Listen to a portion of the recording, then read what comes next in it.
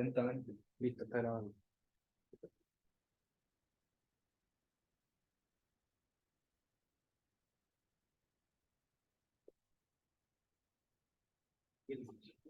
Eh, sí, sí. Dale,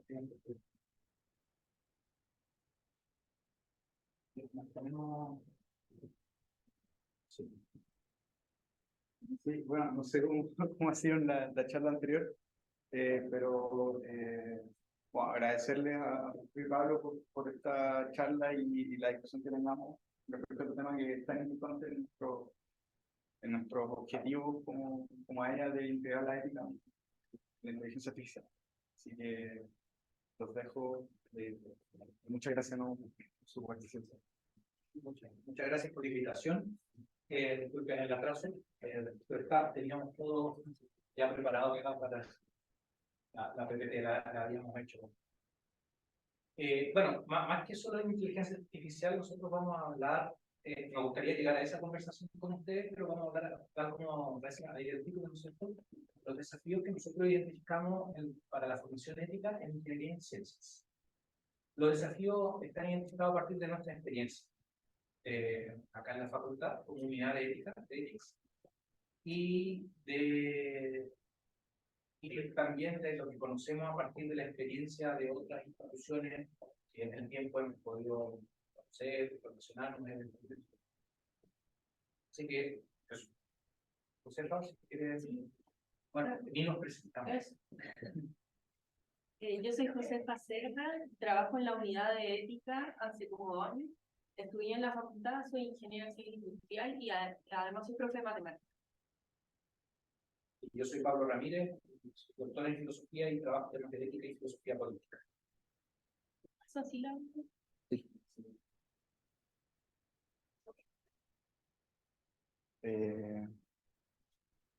Aquí está la ventanita de Zoom. Ahí sí. Ya. Bueno, eso es lo que vamos a ver hoy día, que ya más o menos dijo Pablo, que es sobre nuestra experiencia en la unidad de ética, que es una unidad nueva que fue creada hace la misma cantidad de tiempo que yo llegué a trabajar a la unidad. Vamos a hablarles también sobre la forma en que se trabaja el currículum aquí en la facultad, que es por competencia, las dificultades que hemos encontrado, la forma en que hemos enfrentado esas dificultades y hablarles sobre ciertos desafíos y proyecciones que tenemos como unidad. Eso. Para empezar, vamos a hablar de qué es la ética. Vamos a utilizar, tenemos algunas definiciones propias de la unidad, pero me gustaría ir más a la fuente y usar una que de la filósofa valenciana, ¿no es cierto? Que de hecho estuvo en Chile hace un mes, ¿no? En la Católica, ella tiene mucho Chile, que es Adela Cristina. Ella es un referente en temas de ética aplicada a nivel global hoy en día.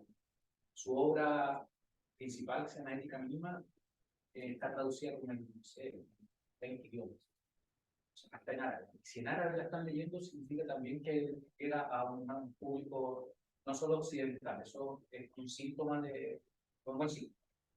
No hay garantía nada, pero un buen síntoma. La ética, hay muchas maneras de entenderla, hay distintas definiciones. Originalmente pertenece a la tradición, es como una disciplina de la filosofía, una subdisciplina. Pero en el siglo XX, en particular después de la Segunda Gran Guerra, es decir, a partir de los años 50 para adelante, la filosofía se produjo al interior de la filosofía contemporánea, en particular europea y también latinoamericana, un giro, se llamó el giro lingüístico, la preocupación por el lenguaje, y eso acarrió que todas las subdisciplinas de la filosofía también sufrieran ciertas modificaciones en cómo se habían entendido.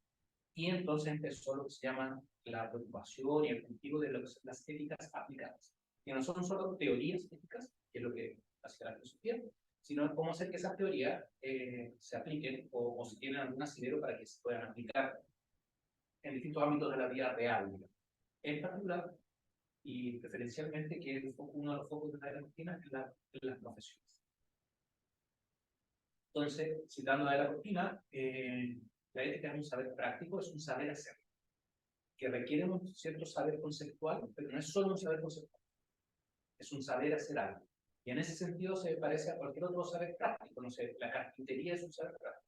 Hay que saber ciertas cosas sobre la madera, cómo se comportan los materiales, cosas, pero es saber construir la silla, no es solo saber visitarlas.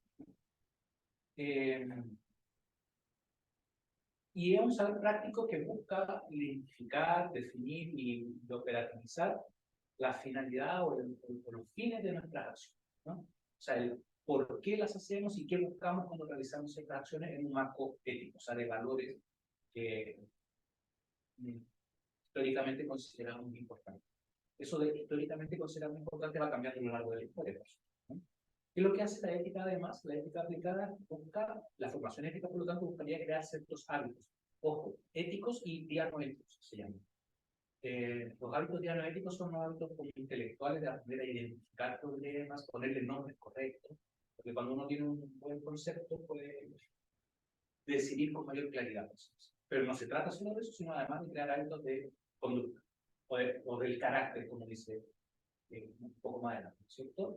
Y por lo tanto se distingue los fines de los medios, pues, o sea, cuáles son los fines de la acción humana o de una profesión, y a partir de esa definición o de ese acuerdo con el cliente, poder establecer los medios más adecuados, éticamente hablando, para alcanzar dichos fines.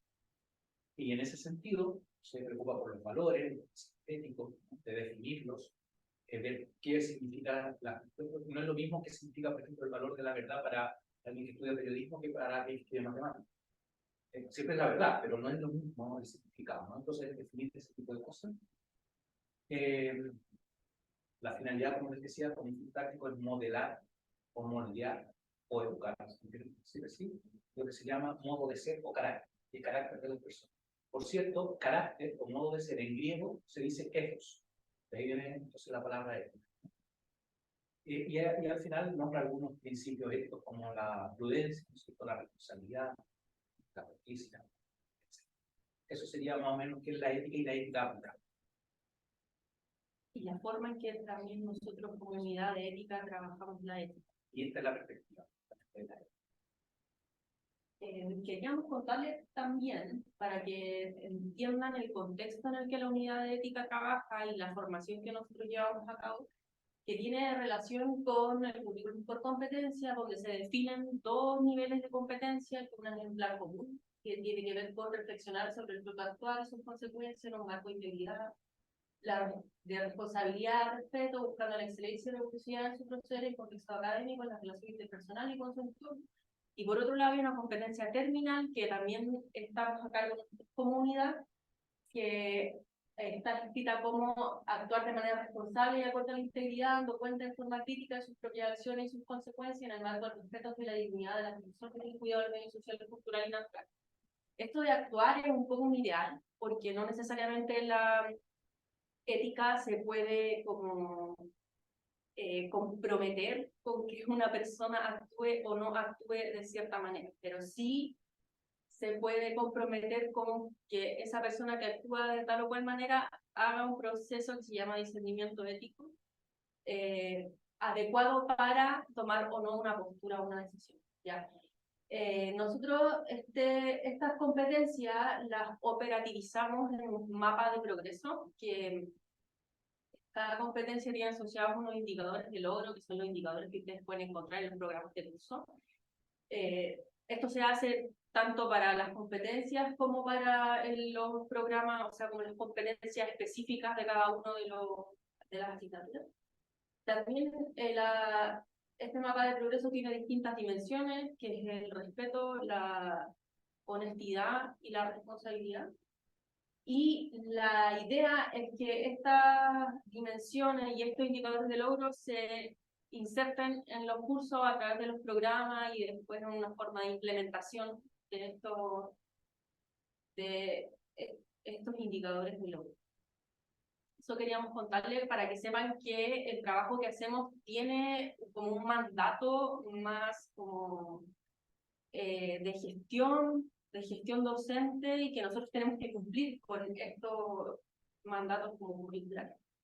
Claro, de hecho ahí, por ejemplo, todo tipo de discusión o una dimensión de la discusión sobre la ética en la facultad, desde la formación ética, necesariamente, si es institucional, tiene que darse en el marco de la discusión de la competencia. Porque claro, hay otras concepciones de la ética también, u otras maneras de poder entender cómo se puede formar éticamente, o hay corrientes fuertes, no menores, presentes aquí en la facultad que dicen que no hay que enseñar ética porque eso no se puede formar. O sea, la gente lo trae de la casa, o no lo trae. Es una perspectiva, digamos, que por cierto tampoco tiene mucho, o sea, de cierta manera es correcto, pero no desde el punto de vista de la formación ética profesional. Porque no todos tienen familias de ingenieros, ingenieras o científicas y científicos que le hayan transmitido valores que tienen que ver con el ejercicio profesional. Evidentemente las personas traen valores de su casa, normal, digamos, ¿no? Entonces, toda discusión, demanda o crítica, realmente, necesariamente tiene que hacerse en este ámbito, porque son decisiones institucionales, ¿no? Entonces, nosotros quisiéramos hacer ciertas cosas, pero tenemos que atender a este marco. ¿Qué dificultades hemos encontrado? No queremos ser exhaustivos, pero como Josefa igual nos dedicamos a pensar así un rato, como un rato, es cómo ponerle título al tipo de dificultades, porque podríamos buscarle anécdotas, ¿cierto? Una vez pasó tal cosa. Entonces hicimos como, no sé si etiquetar estas dificultades. Bueno, una es un contexto que en realidad es para toda la formación acá, no solo para la ética, pero para una competencia como la ética que quiere formar el carácter, cierta disciplina intelectual y también de discernimiento ético a tomar decisiones, es el contexto musical. O sea, ¿cómo hace eso con un estudiante de análisis? De manera que tú puedas garantizar que al menos les diste las herramientas necesarias para que las personas puedan hacer lo que creen que tienen que hacer para tomar decisiones éticas. Es súper difícil. O sea, crear actividades para que los equipos docentes las realicen es relativamente fácil, relativamente. El problema es cómo evaluamos. No tenemos alguna evaluación fidedigna que diga, ¿sabes qué? Esta actividad produce tal, hábito, conducta, capacidad, competencia. Esa es una de las dificultades, la primera que he identificado. Una segunda dificultad está haciendo un poco crisis ahora a nivel de la competencia ética, es el modelo formativo. Se decidió en la facultad, en la forma curricular, que antes incluso, si le interesa saber la fuente de eso, tiene que averiguar qué es lo que es el modelo CTIO, de formación de la ingeniería. Un acrónimo, bueno, ese acrónimo está en castellano, significa concebir, diseñar, implementar, operar. Entonces, la formación de la ingeniería, de futura ingeniero e ingeniera, es que aprendan a concebir, diseñar, implementar. Eso acarrea consigo algo que se llama transversalización. Ojo, que es un fenómeno que no ocurre solo en serio, ocurre a nivel ministerial para los planes y programas de la escuela en Chile. Y es decir, que hay algunas cosas que le llaman genéricas, ya el nombre es un poco raro. En otras partes, por ejemplo, le llaman competencias clave. Un poco más bien, se identifica que son importantes. Es decir, genérica es como... ¿no? La transversalización, ¿en qué consiste? En que cada competencia genérica tiene que ser trabajada en el contexto de un curso, de la malla misma. Entonces ahí implica que él o los equipos docentes encargados de esos cursos, o un profesor o una profesora de especialidades, piense, ok, yo enseño a hacer tales cosas o a tal materia, ¿cómo dentro de lo que ya enseño tengo que cultivar o formar éticamente? Eso que en el papel, a nivel de diseño, es como una buena idea, ¿cierto? Es como un óptimo, se ha ido viendo en la facultad últimamente que es en el papel funciona, pero no funciona en los hechos. Y esa es la tercera dificultad, o sea, una inserción efectiva de la competencia en los cursos de currículum. Hemos estado los últimos 12 años en eso y tenemos resultados canalizados. Entonces, no digo que todos han sido malos, yo creo que hay buenas experiencias. No es que ha sido solo un desastre, hay gente comprometida, hay académicos con honestas y sinceras intenciones de implementarlo, pero no sé si ustedes han escuchado que los estudiantes llegan un poco preparados, que los cursos siempre falta tiempo, algunos departamentos reclaman más que otros en ese plan común, por ejemplo, ¿cierto? Claro, entonces, sí, eso es importante la ética, pero en el curso no, porque tengo que enseñar a lo que tenga que hacer. Entonces, y no es mala voluntad, yo creo que es solamente que la implementación de la transversalización ha sido finalmente diluir las competencias genéricas queda a discreción de la buena voluntad de personas individuales. Y eso, si no es, no es institucional, entonces una cuarta dificultad que tiene que ver con un contexto masivo, pero no solo, es cómo creamos un sistema de evaluación de la competencia.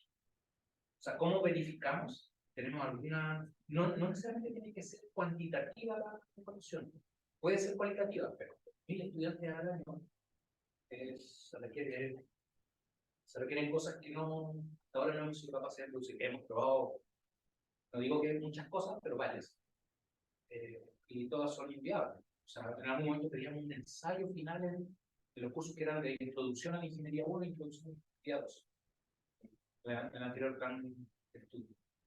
Ya, ¿quién lee 100 ensayos por sección de 9 o 18? Lo lee, lo evalúa, lo califica y lo ubica en un lugar de desarrollo de la competencia que puede ser tres niveles: nivel básico, intermedio y avanzado. Entonces, evaluar la competencia nunca la hemos podido evaluar. Hemos hecho experiencias de evaluación a escala muy pequeñita, que a veces parece que han funcionado, pero escalar eso ha sido hasta hoy día inviable. Otra dificultad no menor, y esto es importante, yo creo que también los estudiantes conversen con sus profesoras y profesores en sus departamentos, son las preconcepciones difusas de la ética, de la formación ética en estudiantes, en equipos docentes, autoridades y especialistas. Hay un autor español que dice que, dado que la ética todos nos incumbe, o sea, todos tenemos que responder por eso, la vida privada, la vida pública, la profesión, o sea, como que es una demanda de la época contemporánea. Entonces, todos tenemos opiniones, que es legítimo tenerlas. El asunto que la ética igual es un saber, como decía Aristóteles, riguroso. No es exacto, no es un saber exacto, pero sí es un saber riguroso. Entonces, discernir no es solo dar opiniones, que puede tener las opiniones que quiera, pero éticamente hablando tiene que pasar por un cierto procedimiento para que sea más válida esa opinión. Entonces, dado que hay muchas preconcepciones acerca de la ética y además son difusas, no sé, yo he conversado con muchas académicos los últimos años y algunos dicen, no, lo que hay que hacer es que se sepan el reglamento. Esa es una manera de entender. Está bien, hay que saberse el reglamento. Otros no, es que hay que crear sanciones para que la gente no se copie. O cuando había mechoneo, ustedes no conocían esa época. Hubo una época que había mechoneo acá y era un poco antipático el mechoneo. Digo que era el más suave de toda la Universidad de Chile, de acá no era el más antipático, pero era denigrante, o persona, bueno. Y siempre era alguna embarra. Y después del mechoneo, ¿cierto?, surgía la voz de alerta de la comunidad académica, pero ¿cómo es posible? Y nadie le enseña ética a esta gente, como si la ética le fuera a resolver los problemas conductuales de las personas. No es así, bueno, y así les puedo enumerar un montón de concepciones de la ética que son. Ojo, no solo por parte de la comunidad académica, estudiantes o autoridades. Entonces, al final, como está en disputa la concepción, es difícil que todos acepten una concepción más rigurosa, y nosotros hemos optado por una que está validada. Es una cosa que se ocurre a nosotros y lo que implicó. Bueno. Y la última, ¿quieres explicar la tuya? Sí. Bueno, es importante también tener en consideración que institucionalmente se nos pide ciertas cosas que tienen que ver con estandarizar en cierto sentido, como esto de la progresión de la competencia, pero la formación ética tiene una naturaleza distinta porque se podría decir que es como helicoidal, y eso significa que los contenidos son siempre los mismos, los procedimientos son siempre los mismos, o sea, siempre se va a intentar discernir éticamente, pero los contextos pueden ser diferentes. Por ejemplo, una persona puede discernir estando en plan común o estando hacia el final de su carrera. La diferencia es que ese discernimiento puede ser más robusto o no.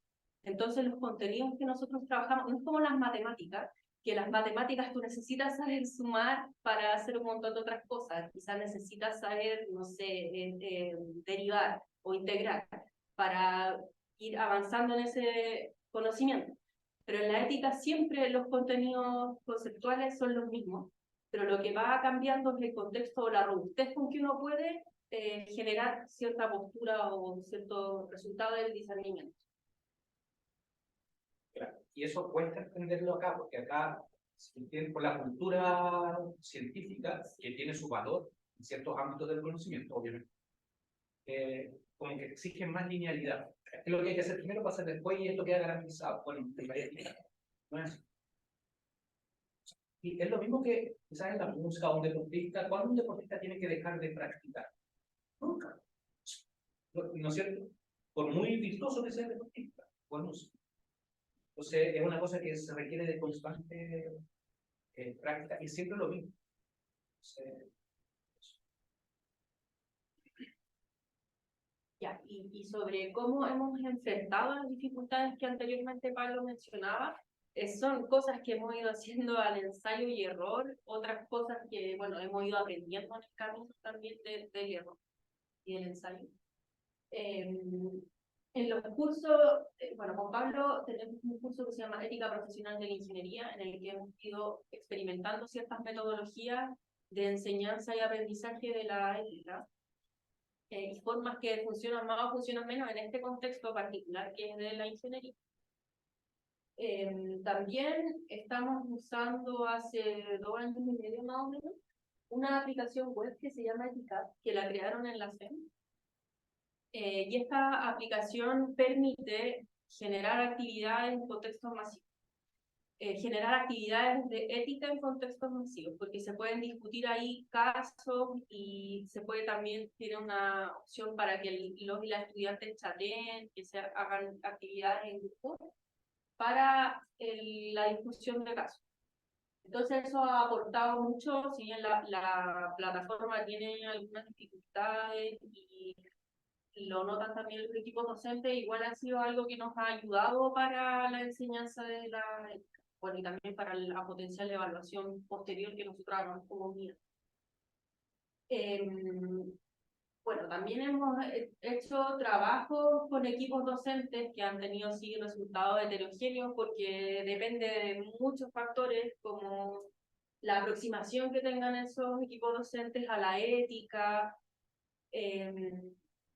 pero lo hemos hecho igual, por ejemplo, en un curso que se llama Ciencia de los Datos y Big Data, introducción a la minería. A la minería. Y eso es un curso de industria, que es con Weber, Richard Weber. Con él hemos hecho un trabajo más hacia la especialidad, un poco más sistemático, y ha resultado bien, ha tenido sus frutos, pero claro, porque este profesor está interesado, no necesariamente es algo institucional ni a nivel del departamento de industria.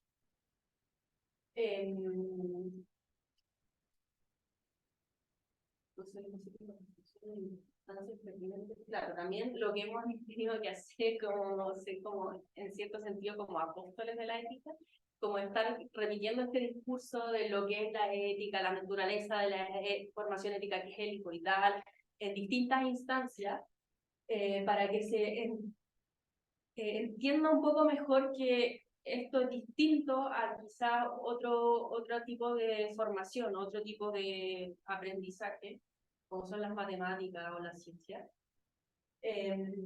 Pero ha sido lento, pero creemos que de a poquito va a irse instalando, o esa es la esperanza. También hemos hecho una sistematización de nuestro trabajo en la Socheri, en un congreso que se hace de educación. Ahora también vamos a presentar unos trabajos ahí con Camilo. Y también sobre ética. Y el año pasado igual hicimos otro artículo que tiene que ver con el trabajo que hemos hecho en ética. Y actualmente y también en el pasado hemos hecho un análisis de los datos que hemos obtenido con la aplicación web Ética en plan común, porque lo hemos implementado en distintos cursos de ELICE, que son los antiguos dentro de la ingeniería, pero parece que ustedes las mallas lo tienen como el nuevo, sí, como desafío de la innovación. Eso. Bueno, algo también bueno que es que se haya creado la unidad de ética, porque antes estaba solo Pablo y él era quien se dedicaba a todo esto, pero ahora somos ellos. Pero esperamos que vaya creciendo. Sí, esperamos que esto vaya creciendo.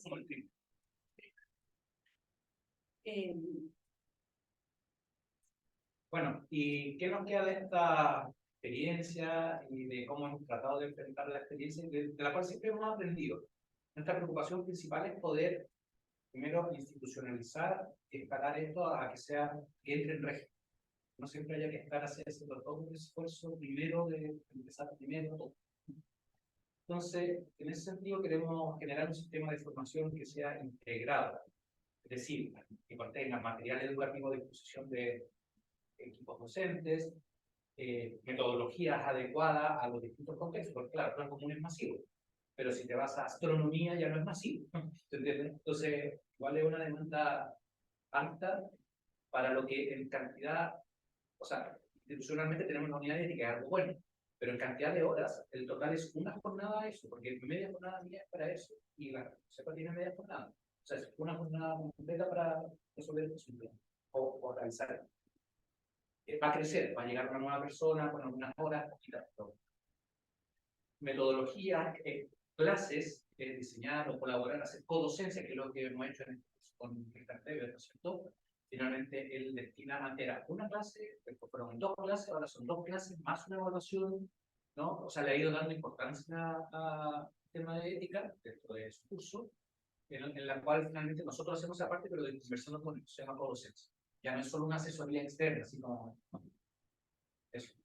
Bueno, desarrollar temas más didácticos, de la didáctica, de la ética, cómo transversalizar. Nosotros creemos que la transversalización no es una mala idea, pero en nuestro contexto no es viable para comprometernos responsablemente como institución a decir nosotros dimos una formación ética y tenemos estos resultados.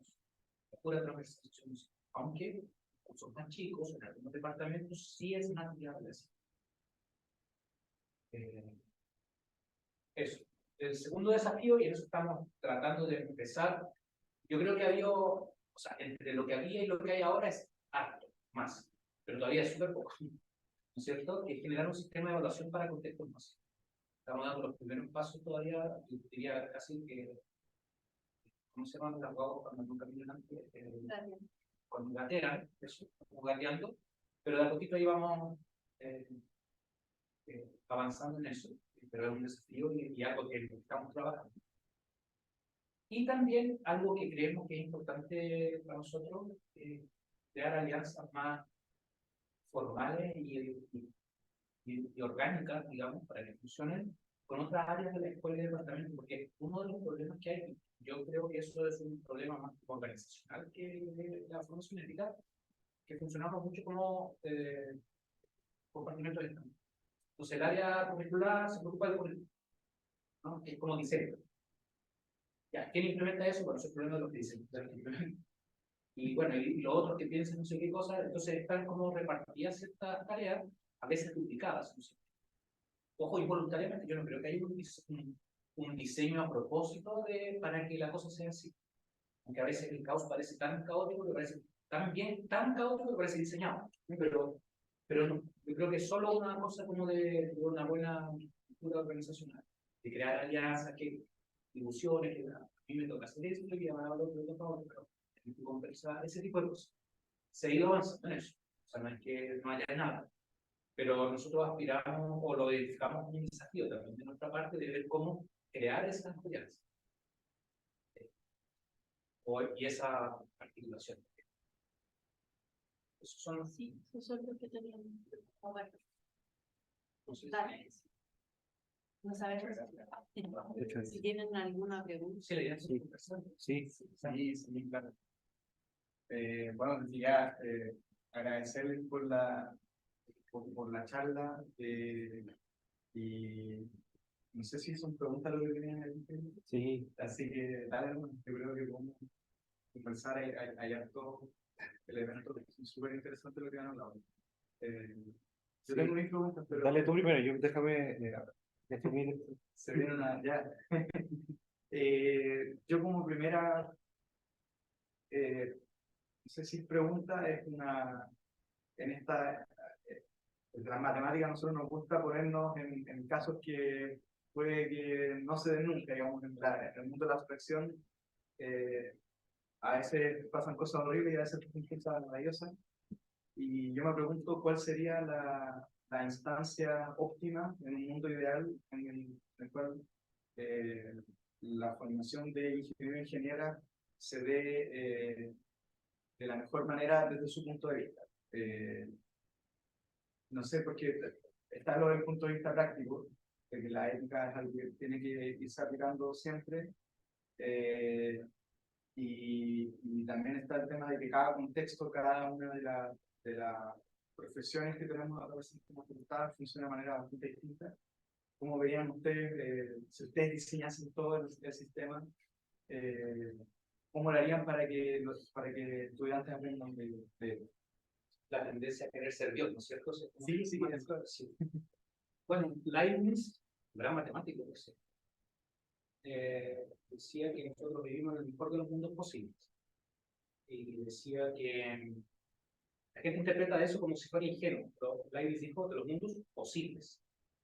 Dijo que era el mejor de todos, ¿no? De las posibilidades que tenemos, este es el menos mal. Yo creo que la respuesta a eso cambia, no es lo mismo la respuesta que yo daría hace 10 años, sí, yo diría. Yo quisiera responder por lo que dijo Gabriela, esta profesora académica del Instituto de Ciencias de Ética Aplicada, perdón, de la Católica, que estuvo acá en el DCC hace un mes, no sé, dando una charla. Yo creo que hay un tema cultural de la Universidad de Chile y de nuestra facultad que tiene ciertos valores, o sea, cierto valor positivo, diría, que es como democrático, plural, supuestamente, pero al punto tal que no hay ninguna... Es súper difícil hacer un cambio cuando no hay una directriz clara desde la institución. O sea, para mí no hay problema, no son que un profesor o una profesora tenga una perspectiva distinta a la ética, por fin, o sea, que bueno, o que haya contextos masivos y cómo lo hacemos, ya, eso es desafiante, entonces, o veamos cómo sí. Pero alguien, lo que dijo Gabriela, esa vez, fue, bueno, allá en la Católica dijo, acá en algunos de los auditores de acá en el TCC, lo que pasó es que el rector dijo, esto va a pasar, y tiene que pasar, o sea, un mandato vertical. Y claro, suena para nosotros acá de la Chile como que no, nosotros de la Chile somos tan verticales, pero sí, yo creo que no hay una decisión institucional clara. Declarada por sí, a las competencias son compromisos. De hecho, la preocupación que tienen todas las casas de estudio, no es todas, es que si tienen ese compromiso, vienen los procesos de acreditación y tienen que demostrar que algo hiciste para cumplir el compromiso. Si no, baja el año de acreditación y eso, obviamente, en el sistema que tenemos en Chile no es bueno. Entonces, sí hay ciertas decisiones institucionales que no siempre están acompañadas con los recursos y medios necesarios y con ciertos mandatos. Entonces, yo no sé qué, así, el mundo ideal, cuál sería. Eso yo, como me encargaron como comenzar con esta unidad de ética, yo requeriría eso, pero eventualmente no es lo mismo que podría requerir Josefa cuando está trabajando con un equipo docente, ¿cierto? O sea, que el ideal es mucho más complejo que uno solo. Así que por eso le digo la Josefa. Quizás si pensáramos en algo más concreto, mucho más concreto de lo que, o sea, lo que dijo Pablo es concreto, pero quizás podrían pasar muchos años para que eso pasara, pero es necesario, igual, eso es necesario para que permee a la institución de una manera específica y no tenga que ver con la voluntad de quienes trabajan como docentes. Pero yo sí creo que esto de la transversalización suena bien y es bueno en ciertos momentos quizás de la carrera, por ejemplo, en ramos más avanzados, pero igual se requiere al comienzo cierta conceptualización, más como, porque la ética no es cualquier cosa, o sea, se estudia ética por mucho tiempo, entonces son conocimientos como son las matemáticas, como no sé, la ciencia, la lengua, que tienen ciertas formas de hacerse, de enseñarse, que no la pueden hacer cualquier persona. La tienen que hacer personas que están formadas para eso. Entonces, yo si tuviese que ser más concreta, pensaría que sí se requieren ciertos cursos en la malla. O sea, por ejemplo, yo estudié pedagogía y en la malla de pedagogía está ética. Si uno se fija en las mallas de, por ejemplo, de la católica, de donde viene Gabriela, donde hay un mandato como más jerárquico, tal vez, de enseñar esta competencia, también hay ética obligatoria. Porque es algo que no se va a desarrollar en un puro momento con 2 clases, es algo que requiere un poco más de trabajo, de desarrollo. Y yo creo que eso tendría que ser en distintos momentos, o sea, como al principio de la carrera y de la formación, en donde uno tiene ciertas ideas sobre lo que es la vida académica. Y también después, cuando uno está más cerca de la práctica profesional o como del quehacer como ya más profesional. Eso si yo tuviera que ser más concreta en eso. Aunque a mí me parece bien lo que hemos hecho como en forma transversal, por ejemplo, con el curso de Weber. Pero si tuviera que pensar en un ideal, sería eso. Claro, pero por ejemplo, para hacer eso, que es una buena experiencia, no digo que es todas las carreras, pero supongamos que elegimos la mitad de los departamentos, que son 6 o 7. ¿Y a quién lo hace? Porque toma harto tiempo, pues esos son recursos. Sí. Porque con la media jornada de la COSEF y la media jornada misma para ética, o sea, nos ha tomado mucho tiempo. Por eso hay buenos resultados, porque le hemos puesto energía a eso. Pero eso significa no ponerlo en otro. Entonces, Gracias. Sí, Sí, yo quiero hacer una pregunta muy relacionada a lo que estamos hablando ahora. Ya. Claro, está el curso de Weber, que podría ser una forma de acercarse a la segunda competencia, de que es más la relacionada de especialidad. especialidad, ¿cierto? Porque, claro, uno podría tener una formación de los conceptos básicos y estudiar algunos casos, pero podrían ser muy ajenos a lo que yo me voy a dedicar al. Entonces, uno podría hacer el ejercicio y afinar el discernimiento ético estudiando casos, no sé, en de ingeniería en obras civiles, cuál podría ser los impactos en decisiones de un ingeniero, ahí en, no sé, en la construcción de un muelle, por decir algo. No sé, por ejemplo, que el muelle que yo diseñé no tiene el acceso para personas con discapacidad, por decir algo. Entonces uno podría analizar ese caso. Entonces, dando ese ejemplo y volviendo al principio, yo no estoy muy seguro si afinar el discernimiento ético en casos particulares como ese nos permiten extrapolar a tomar buenas decisiones o hacer juicios correctos en casos más particulares como el que yo me voy a desempeñar después. Como por ejemplo el uso de técnicas en inteligencia artificial, como lo que están haciendo ahora con Richard Weber, minería de datos, o ya sea, no sé, en ciencia de la computación, astronomía, o en otras áreas, salud, derecho, por decirlo. A mí igual también me gustaría que existiese un curso específico para cada departamento, que debería ser lo más, o sea, yo lo imagino y suena coherente, porque cada institución o departamento tiene sus problemas específicos, sus desafíos particulares, existen casos concretos donde han habido peligros, ¿sí? Entonces yo pensaría, como que tengo esas dos preguntas. Estudiar casos particulares en plan común nos ayuda a extrapolar a tener buenos juicios después, y es factible o es necesario tener cursos de ética específicos para cada año. Eso sería como las preguntas. Sí.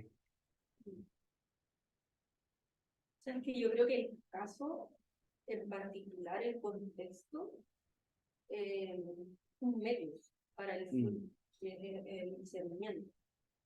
Pero claro, siempre se va a demandar que ese medio, o sea, que ese caso sea como lo más cercano posible, porque si no suena muy como etéreo, muy abstracto, y entonces ahí uno no se puede quizá como sentir más, ¿cómo decir? Como más,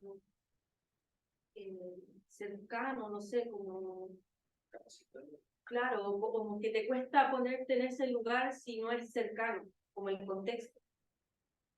Pero yo, al menos yo pienso que es un medio, que el caso en realidad no es tan importante, o sea, es importante en el sentido que tiene que estar bien construido y todo, pero el contexto del caso, yo creo que es el medio. O sea, es como un problema de matemática, tú le pones un contexto específico, pero el contenido que hay detrás es el mismo, o sea, es el mismo indicador de logro, ¿sí?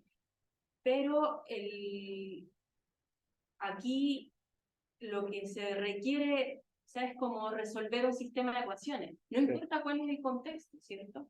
Aunque idealmente que sea, que tenga que ver con la vida, como, porque eso como pedagógicamente genera más aprendizaje.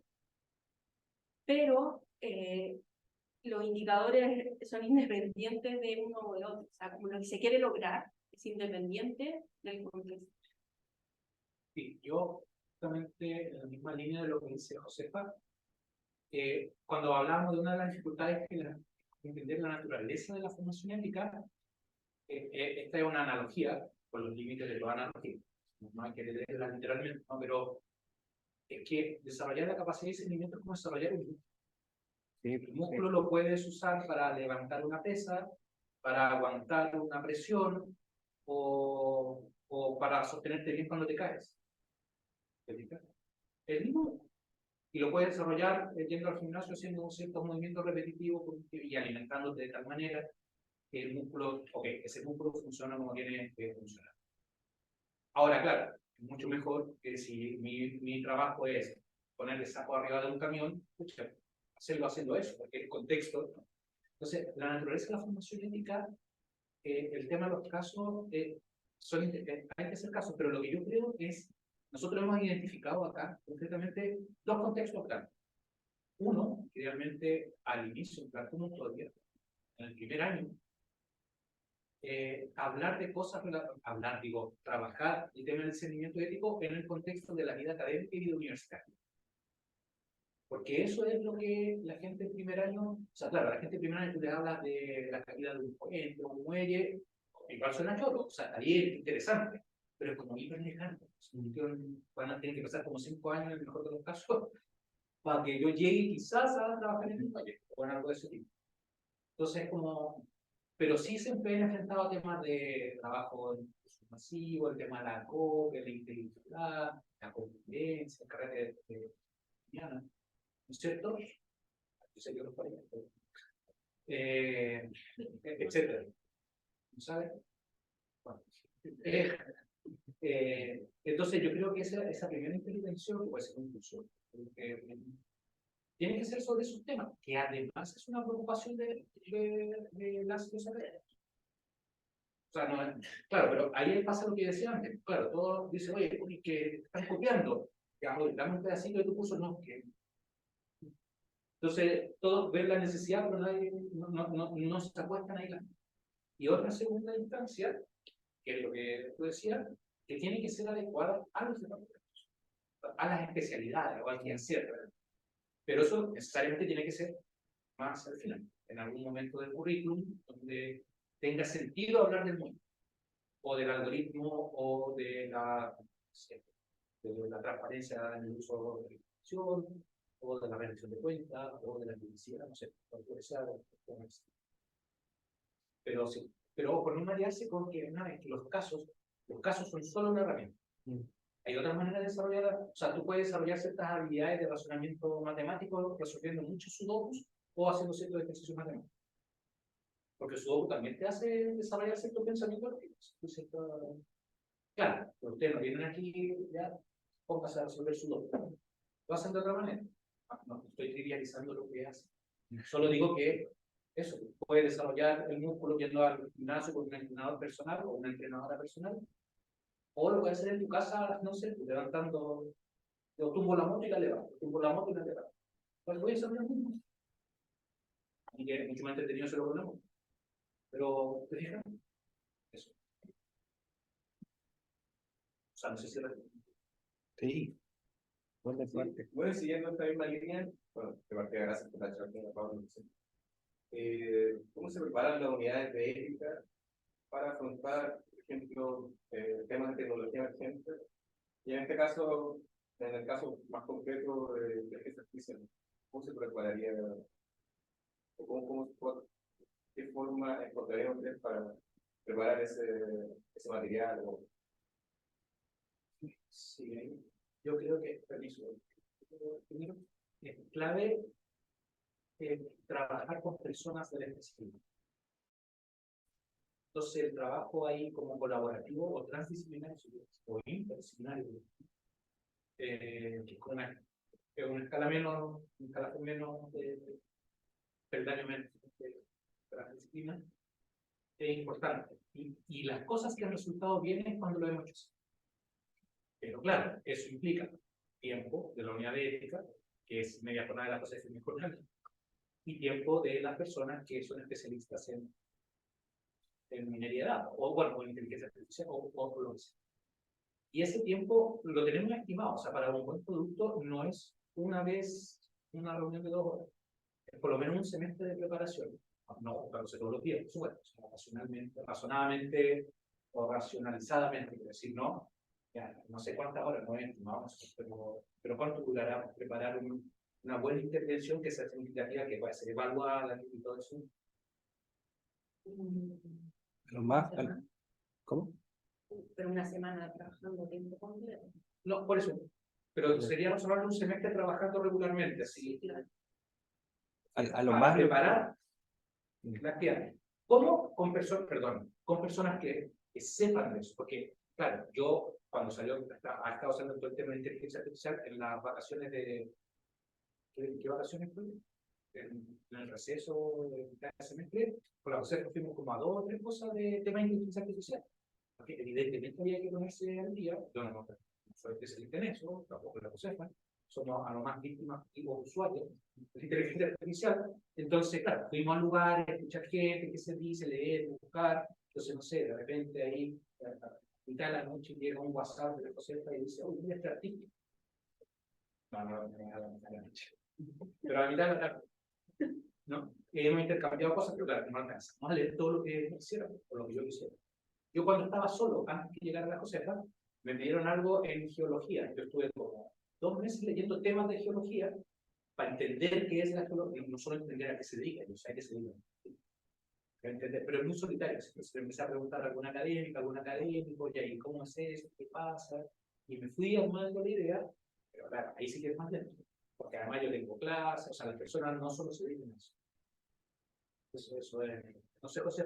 Y otra cosa que dijo la mismísima de la cocina en esta charla que dio hace como un mes y medio, que tiene que ver con lo que acaba de decir Pablo, pero en palabras de ella decía que el trabajo transdisciplinario requería que ambas personas, o sea, en este caso una persona formada en ética y una persona formada en inteligencia artificial, la ciencia de los datos, tenían que hablar el lenguaje del otro. O sea, no como expertos, pero sí entender lo que se refiere, lo que se dice. Por eso nosotros estamos haciendo eso. O sea, ir a charlas, a informarnos. Es como el punto principal, como informarse para poder hablar el lenguaje de los otros.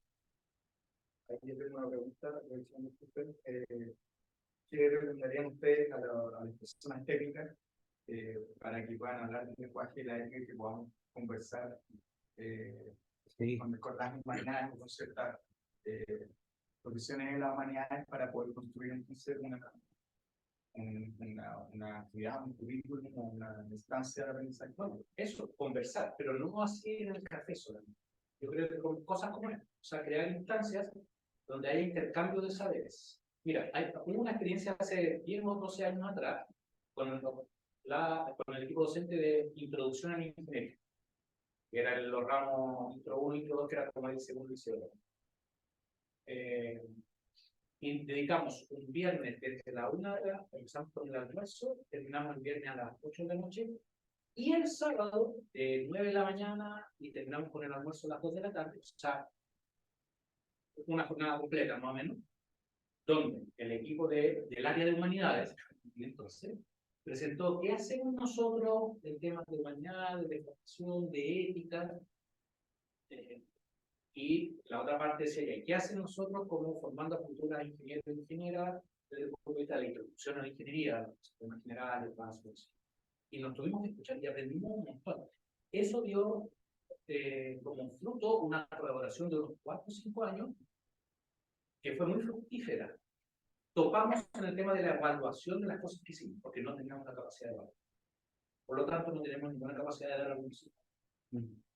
Yo estoy seguro que si hubiéramos tenido la capacidad de evaluar, podríamos mostrar hoy día, hubiéramos podido mostrar en ese entonces y ahora, mira, hacer trabajar de esta manera, sirve de esta forma, y produce tales cosas. Pero claro, no teníamos esa capacidad. Ni como de los recursos, de los recursos, no solo plata, también plata. Tiempo, dedicación, interés, o sea, el apoyo institucional es un recurso. Entonces, claro, entonces, eso es conversar de manera estructurada, sistemática, programada, o sea, un ciclo de conversaciones en las cuales podamos ir incluyéndonos de las disciplinas y empezar a hablar. A mí me pasa eso, bueno, ustedes son nacidos y criados acá, pero yo soy hijo de un lugar en el cual no nací. Entonces, yo estudié grado en la Católica, me formé en temas de ética, me he preguntado, vengo de la filosofía, o sea, yo soy extranjero. Entonces, yo he tenido que aprender a lidiar con ese lenguaje. Entonces, no soy bilingüe, solo sé hablar un poquito ese otro lenguaje. Pero claro, la otra parte no, porque claro, están acá. Además, fíjense, hay temas culturales. Cocher es un campus donde solo se cultiva un tipo de disciplina. Diríamos, en otros términos, sí, no tienen cosas sociales.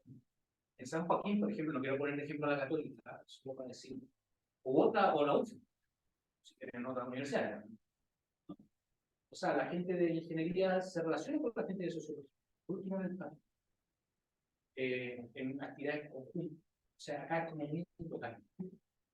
Entonces, aquí pasan cosas como, visto desde afuera, que son como, llaman la atención.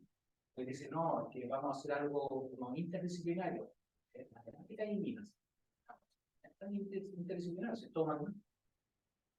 No, que vamos a hacer una cosa más con otras disciplinas. La otra disciplina es el departamento de arte, que sí es otra disciplina, pero desde el punto de vista de los métodos, todo eso, no hay mucha diferencia. ¿Se entiende? Entonces, yo creo que es cultivar la pluralidad y la conversación. Yo pensaba que me iban a mandar a leer un libro.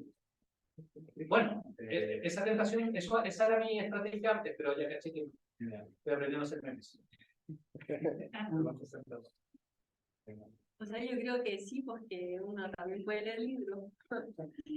Pero también pienso, bueno, sobre lo que mencionaba Pablo, igual creo que tiene que haber una disposición en las conversaciones, una disposición como humilde de aprender. Y otra cosa que también quizás podrían ustedes como intentar hacer para hablar el lenguaje como de las humanidades es también impulsar a sus profesores y profesoras a hablar en ese lenguaje, o sea, preguntar qué piensan cuando le están hablando de datos, y ustedes si tienen cierta como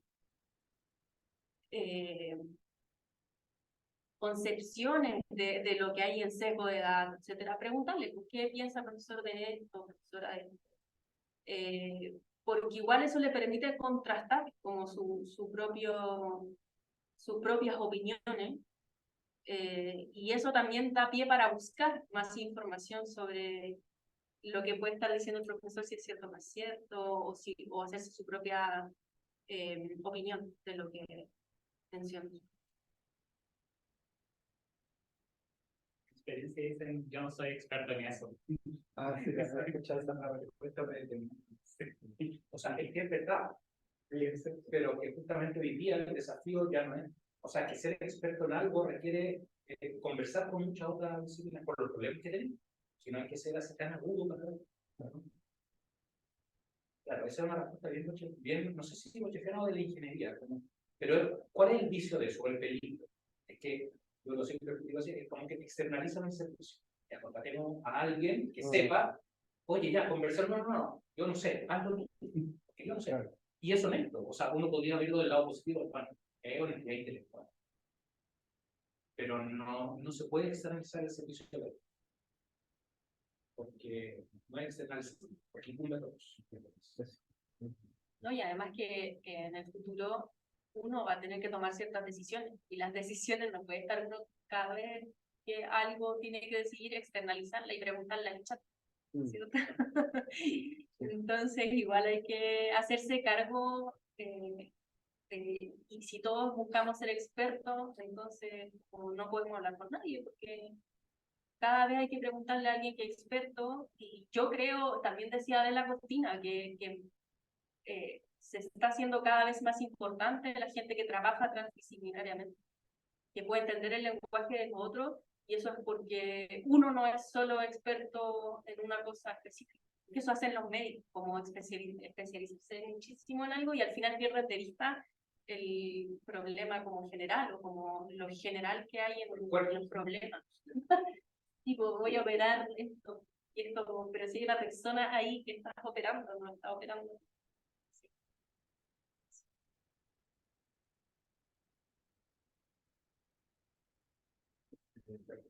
No, estaba pensando, pero después lo pensé 2 veces. Quería preguntar cómo conversar, pero como muchos tienen ahora que lo pienso. O cómo debería funcionar esa conversación entre la ética y la inteligencia artificial con quienes saben de ética. ¿Cómo les gustaría a los de ética hablar sobre inteligencia artificial? No sé cómo debería funcionar bien. O sea, ustedes ya tuvieron la experiencia de lo que tú acabas de contar. ¿Sí? ¿Cómo funcionó? No sé, nosotros creo que lo hemos hablado, no sé si en esos términos, pero sí hemos hablado sobre hacer como estudios de casos, nosotros lo hacemos con un poco de interés, porque nos gusta hablar sobre algunos casos particulares. Eh, no sé, yo me imagino que eso podría ser una herramienta, un enlace para llegar a discutir sobre estos temas, ¿cierto? Como el Sudoku, que es la única herramienta pero hay otras herramientas, yo solo imagino esa. Pero esa, o sea, yo no era nada en contra de los estudios de casos, solo digo que no confundir eso como que si esa es la solución, que eso es solo una herramienta. Es una herramienta. Pero mira, estoy inventando ahora porque no. Tú puedes decir, ¿sabes qué? Nos vamos a poner como propósito de hacer una base de datos con 5 casos o reales o verosímiles, o sea que si no son reales, son algo que sí realmente podría suceder, ¿no? En el trabajo con datos. Sí. Vamos a construir esos 5 datos, ¿no? Pero esos 5 casos, pero no solo describir el caso, sino la metodología para trabajar, lo que temática asociada, la didáctica, ¿cómo se hace eso? Ya, y eso no lo haces tú pensando en el caso, lo haces tú con gente que sabe de ética y con gente que sabe de datos, entonces ya, este es el caso. Entonces, el tipo o la tipa de ética le decía, ¿y esto qué significa? ¿Qué pasa acá? Ok, ya, que hay un problema, por ejemplo, que podríamos usar un autor o algo de ética que podría ser sí. Entonces viene una persona que sabe de didáctica y dice, mira, esto se puede trabajar así en la sala de clase o en una plataforma online. Eso es una manera de conversar. Conversar en torno a crear un producto como una base de datos para trabajar temas de planificación. Ya. Por decir cualquier cosa. Sí, creo que nosotros tenemos más de 5. Más de 5. ¿En serio? Sí. Qué buena. Sí, las que hemos hablado en el grupo y las que hemos formalizado en documentos. Pero tenemos que hablar con comunidades. Ahora tenemos que llevarlas a ustedes, tenemos una base de conversar. Eso, y ver cómo ese caso puede ser trabajado. Sí. ¿No? Y eso, ojalá con el apoyo institucional, que después se pueda hacer visible a la comunidad para que lo puedan usar. Solo, ojalá poder evaluar ese uso y ver, hacer un piloto. Nosotros, por ejemplo, podemos poner con la debida anticipación a disposición. No le hablamos a la Sí. No sé, el curso de ética profesional ha sido nuestro laboratorio. Y claro, nosotros hay temas que quisiéramos trabajar, pero porque no sabemos tanto del tema, no nos atrevemos a hablar. Algunas cosas sí, o sea, como se está ingeniería. Por tanto, eso es muy importante. La parte del perfil de la persona que necesitamos era que fuera de la ingeniería, porque si no somos puros humanistas hablando de la ingeniería y quizás lo que va a cambiar.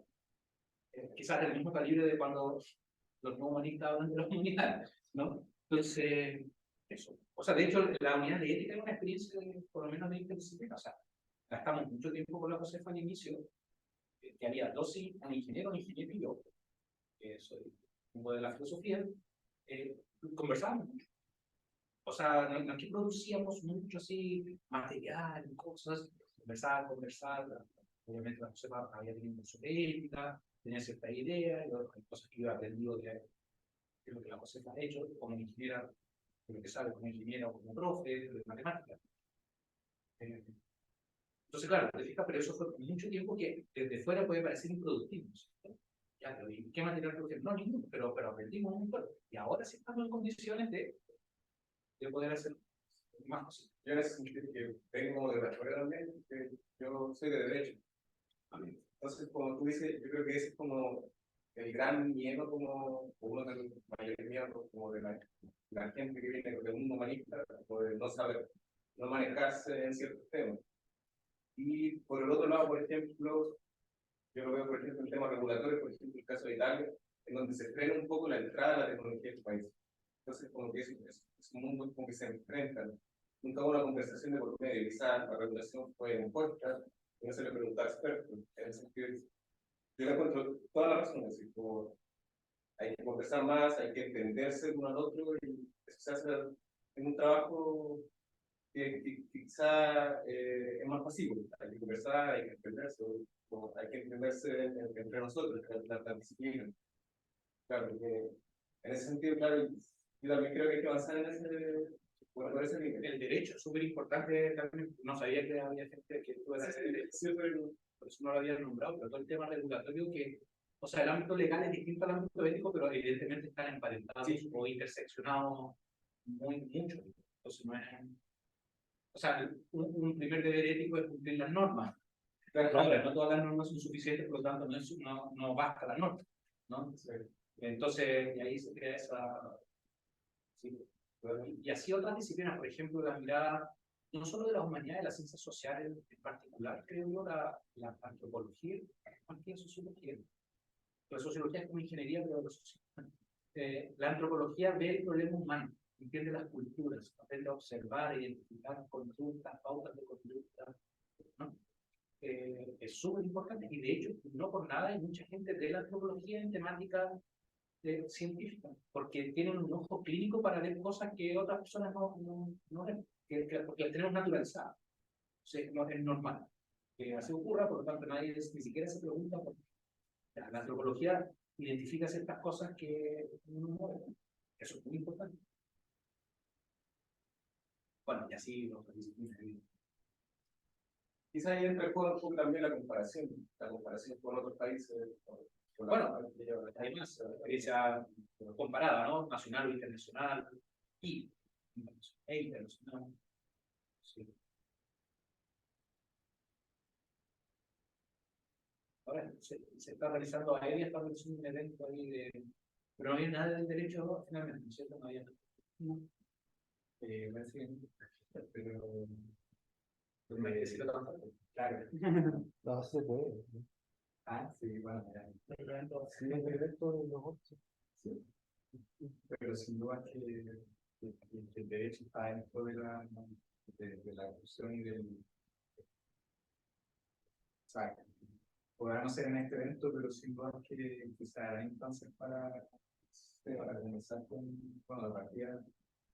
Sí, hemos conversado también con el grupo de finalistas, que yo creo que, por ejemplo, el tema de la regulación, hacer una regulación más estricta o más abierta, en el sentido, hay distintos puntos de vista. Y no sé si Pablo también te pregunto si tú estás a favor de una más abierta, una más estricta, en ese sentido. No estoy seguro. Lo que sí sé es que ese no es un problema puramente jurídico, tampoco es un problema puramente científico, es un problema político. Sí, sí, claro. Y entonces, como dice el viejo, que lo conocerán, ¿cierto?, del derecho romano, lo que a todos afecta, por todo o lo que a todos incumbe, lo que a todos afecta, les incumbe a todos. Por lo tanto, yo creo que tiene que resolver eso una discusión política, que necesariamente es transdisciplinar. Sí. Y son decisiones, ¿ah? No son, yo creo que un espejismo que produce la formación científica o la pura perspectiva científica. La pura perspectiva científica en temas políticos es pensar que hay una respuesta que es la óptima y que está ahí y hay que encontrarla. Y las decisiones no son cosas que están decididas antes, son cosas que uno decide a riesgo de equivocarse. Como la vida misma. No estoy seguro si tiene que ser. Yo entiendo últimamente, pero es una opinión, ¿no? Solo una opinión, no quisiera dejarlo como una tesis, digamos, ni siquiera una hipótesis. Yo tiendo a pensar que es mejor ser más prudente. O sea, ir más despacito porque vamos apurados. Cuando uno va apurado hay que ir más despacito porque si no comete más imprudencia. ¿Por qué lo digo? Por la experiencia. O sea, dadas las cosas como están a nivel de, bueno, de daño, no solo de la vida natural, del planeta, sino de la sociedad, del tejido social, justamente cuando uno anda enfermo de algo, le duele el brazo, uno va más lento con las cosas, porque aunque vaya a usar este brazo, igual lo hace más lento, porque saben que yo tendería a ser más prudente. Y eso, inspirándome en Hans Jonas, que es un autor muy importante, que escribió un libro sobre el principio de responsabilidad. Y yo diría que, no digo que tenga que ser más estricta, pero por lo menos más lenta. Claro, porque ahí vienen los economistas y toda la gente que dice, oye, pero con eso perdemos ventaja competitiva. Yo creo que se dice mucho y yo no sé si hay pruebas empíricas de eso. Parece que eso como que si subimos los impuestos a la embarrada, ¿sí? Y todos los lugares donde suben los impuestos no tienen embarrada. Es como un decirlo. ¿Cierto? Bueno, eso es un ejemplo de otra cosa. Pero fue para decir que sí, sí, claro.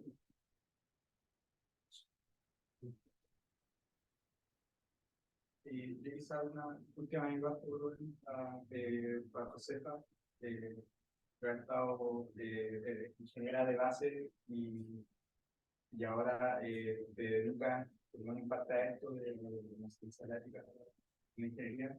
¿Cómo ha cambiado tu percepción del rubro de la fusión?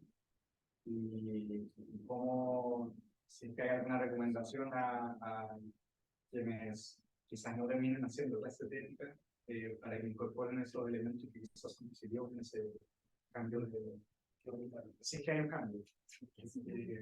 Difícil.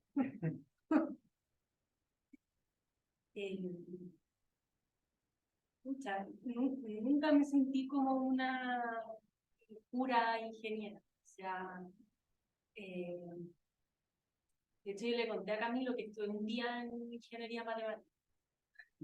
Pero después, o sea, el primer día fue así como, nos dijeron como, no, aquí tú solo vas a estudiar y no sé qué, en el curso de análisis. Y dije, ah, no, eso no es para mí. Solo vas a estudiar matemática, ¿no? Como que yo siempre soy como más inquieta en hacer cosas diferentes, no como solo pero eso tiene que ver como un poco con mi forma de eso. Pero a mí me ha cambiado como radicalmente la percepción como de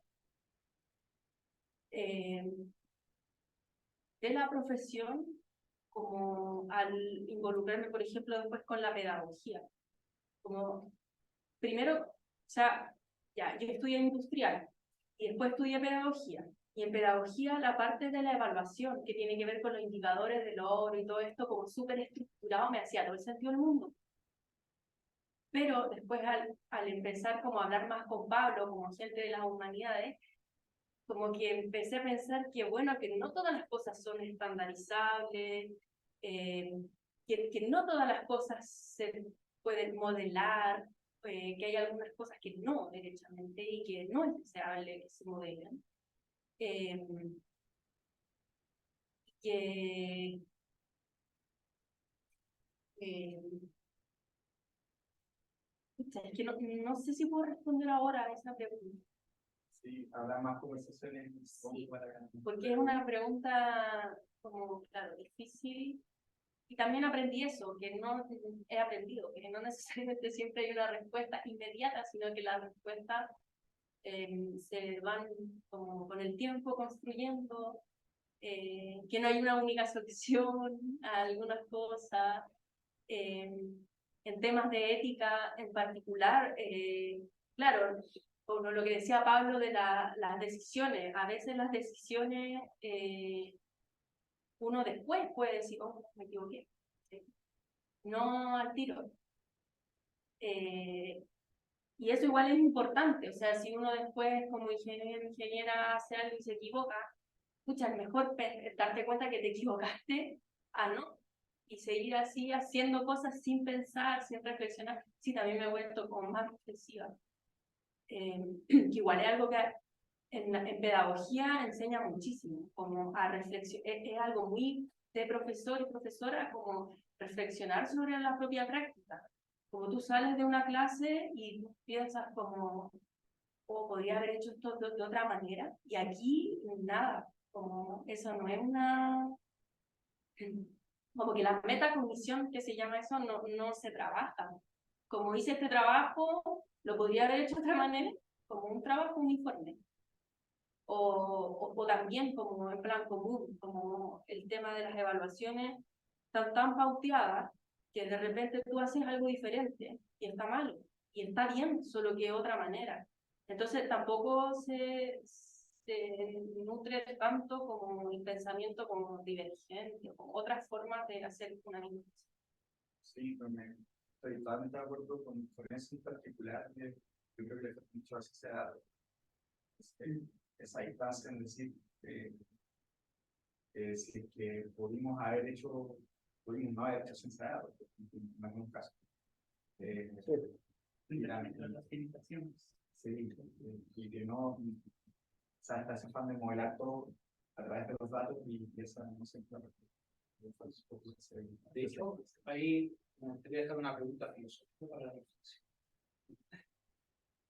O sea, la pregunta así, de la forma más simple posible, pero que puede tener mucha implicancia es, ¿hay que hacer todo lo que podemos hacer? Uno dice, porque yo lo que he escuchado de la ingeniería, bueno, si se puede, hay que hacerlo. Y se puede. ¿Por qué? No sé, yo me pregunto, porque al final es como, me dice eso, cuando la Josefa decía que no todo se puede modelar, yo creo que, no sé, nada, no, pero yo creo que alguien podría responder, que lo he escuchado, que sí todo se puede modelar, ya, pero ¿hay que modelar? Bueno, si se puede, sí, ¿y qué tiene que se puede? O sea, también me puedo tirar por la ventana, tengo que hacer, no necesariamente, entonces, no sé.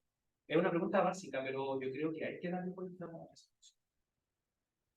También pensar siempre como, ¿para qué? ¿Para qué voy a modelar? Sí. Eso se necesita poco, o al menos en los cursos que incluyen inteligencia artificial o sociedad, ya sea minería de datos, el curso de Machine Learning o incluso estadística en matemáticas. Y puede tener implicancias muy positivas porque logras modelar muchas cosas, pero a veces tiene implicancias que podrían ser negativas. Y esa esa instancia de reflexión no existe. El curso de Machine Learning no existió. El curso de minería de datos tampoco existió. El curso de estadística tampoco existió. La reflexión, como que no, sí, como que no es fomentada en los cursos. En cursos que tienen un impacto, que pueden tener un impacto muy negativo en la sociedad. Ya han habido casos, ya sea el modelo de lenguaje, el sesgo, que lo mencionaste, eh, impacto negativo en algoritmos de recomendación, impacto negativo en decisiones, ya sea de justicia, salud. ¿Sí? Entonces, si existen esos casos no se están hablando en los cursos core de esa especialización. Yo me pregunto en qué momento ocurrirá, cuando ese ingeniero o ese ingeniero en datos se equivoque, o en la empresa en que está, la institución que está, tenga un problema, porque su herramienta tuvo un impacto negativo en un individuo en particular, o en un grupo de personas. Eso no lo entiendo, como que no me cuadra. Como que están esos problemas, no se cometen la reflexión. ¿En qué momento va a ocurrir? Como que el ingeniero por sí solo tiene que. Yo no creo que el ingeniero común y corriente esté constantemente reflexionando, porque como tú decías, es un músculo que hay que ir ejercitando. Entonces, hay que ejercitarlo en el primer año y listo, y luego si estoy listo. O hay que ir constantemente en los cursos, cada uno de los cursos que tenga un impacto, tener un momento y hablar de esto, o en el curso y en el proyecto, además de decir, ya mi modelo está acá, tiene buena accuracy, tener un momento de reflexión y decir, ¿qué impacto tendría este modelo si tuviera un error? Una falta? Yo creo que ese simple hecho tendría un instante de reflexión sobre el impacto de este error. Sí. Bueno, uno por el lado de las consecuencias que evidentemente son muy importantes por las eventuales consecuencias negativas. De ahí el criterio prudencial que yo decía antes, porque si tú sacas la cuenta, en la modernidad del siglo, digamos, de la revolución industrial para adelante, siglo XVII, XVIII, de ahí para adelante, la primera revolución industrial, la segunda, la famosa la del siglo moderno. Claro, la ciencia nos ha dado, la ciencia científica, muchos beneficios, pero ha producido muchos más beneficios. Entonces ahí mi pregunta, que también es como para mí fundamental, así como la primera, si hay que hacer todo lo que son capaces necesarios, yo creo que la ciencia y los datos en particular tienen que ver con una necesidad humana de tener control sobre la realidad, que es muy importante, también a nivel psicológico, individual, pero también social, de la sociedad. O sea, necesitamos cierto control, pero yo creo que no hay que perder de vista que no tenemos nunca todo. Entonces, querer controlarlo todo, a la larga no solo puede producir eventuales consecuencias o impactos negativos, sino que te da una ilusión muy falsa porque no te satisface, porque no hay control de ellos. Y si empezamos a calcular, a identificar, perdón, las cosas que son realmente fundamentales para la vida, tanto de un individuo, de una persona, como de las sociedades o de la humanidad, si lo quieres decir de esa manera, ¿cuáles son las cosas fundamentales para tener control? Toda la ciencia moderna es control. Yo creo que hay líneas que no son anticientíficas, ¿eh? No es como un discurso en contra de la ciencia. Es como, por ejemplo, es asumir la mortalidad, asumir la limitación, asumir que no tenemos control. En la propia vida eso pasa. Porque te hace, ojo, hasta te vuelve más creativo. Porque el control siempre se va a significar implementar una serie de acciones o líneas causales de acciones que supuestamente producen esa consecuencia que están previstas y no es que sea caótica la vida, pero es mucho menos controlable de lo que es. Pero la ciencia y el tema de los datos, yo creo que produce esa sensación como que aquí está tengo aquí, pero en las manos. Ya, pero cuando ya la embarras, después aquí ya no quería. Y es grave cuando a ti te chocan, te tumban y dices, perdón, no quería. Gracias, qué bueno, no quería. Pero mira lo que tengo que te diga. Sí.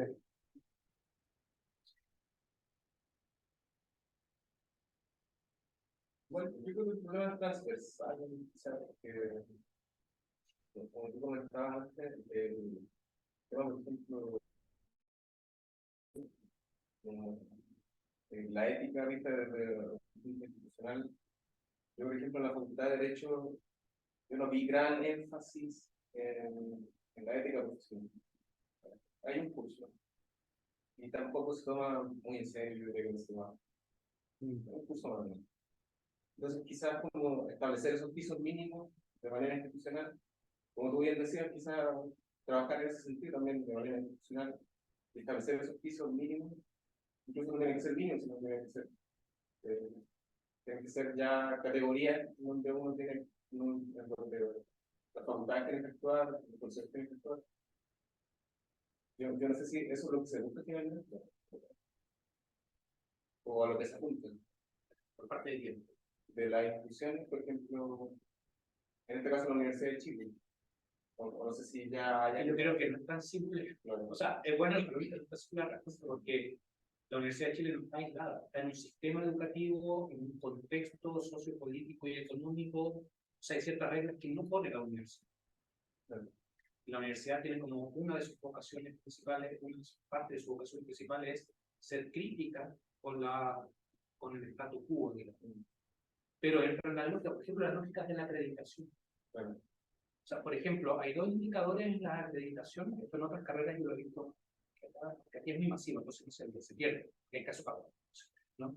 Pero en carreras más chicas de pedagogía, hay dos criterios en la acreditación que producen un efecto muy masivo, que es la tasa de retención y la titulación oportuna. La tasa de retención es, entra X cantidad de gente a la carrera, ¿cuánta gente se titula? Debería ser X, no X menos algo. Porque si se va mucha gente entre medio es porque algo está fallando. Entonces, ¿qué es lo que tienen que hacer las instituciones? Sobre todo para retener.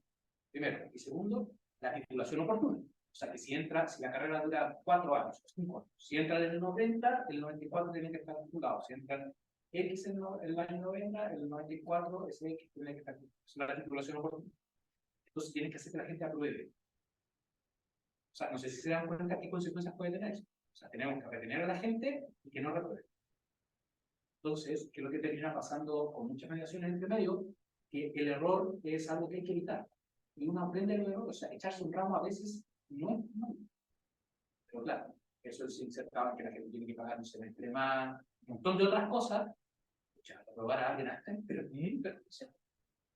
Yo que no estudié en una universidad gratuita, pero estudié en una universidad con crédito universitario, que la misma universidad usaba mi pago para el de beca a otro estudiante.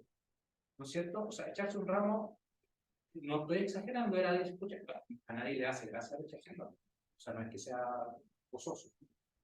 Pero era muy malo me equivoqué. Entonces eso es valorar el error. Pero esto hace que la gente no tenga que reprobar, que tenga que compartir puntos. Ojo, eso puede tener un impacto en la calidad y en la exigencia. ¿Te fijas? Y eso es muy nocivo. Y son los dos indicadores de la acreditación. Pero que ha tenido un tremendo impacto. ¿Por qué creen que ahora el campus se elimina acá en Chile? Porque si no había eliminado, la gente empezaba a reprobar, se empezaba a atrasar y eso, ¿te fijas? Y él elimina, en algunos casos, puede ser el mismo solo concurso, un curso que tiene metodologías más participativas, trabajo en grupo. Si se te va yendo gente a lo largo del semestre, te estropea mucho la metodología. O por lo menos es una amenaza, no sé si está estropea, pero siempre hay que estar acomodando y no logras implementar la ley. Cuando quería justamente, a través de una metodología activa, querer que el aprendizaje fuera más significativo, que la gente aprendiera más. Pero te fijas todas las coletazos que puede tener una cosa que no tiene que ver con la decisión de la rectora. Sí, por más que la rectora quiera otra cosa. O el decano, o quien sea, no sabéis.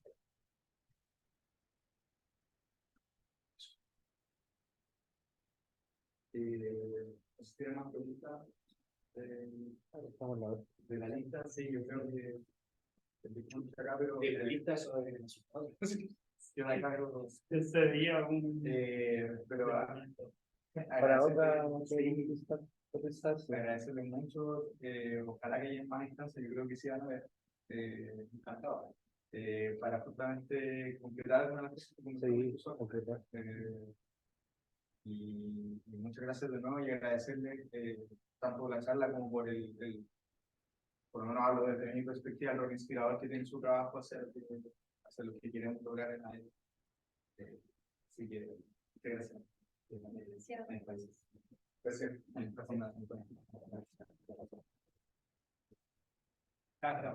Estamos en la Sí. Se corta para decir algo. Sí, voy a cortar.